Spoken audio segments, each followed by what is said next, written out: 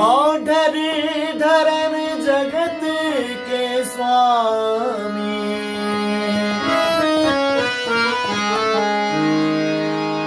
जग में लोक कहिए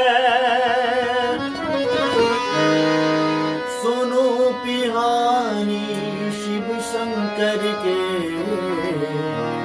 राम बाबू गावैया।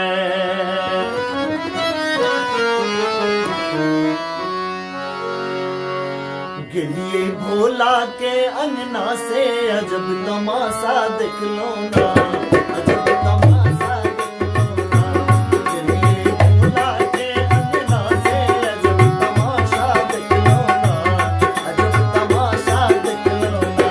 गिलिए भोला के अंगना से अजब तमाशा देख लो ना, अजब तमाशा देख लो ना।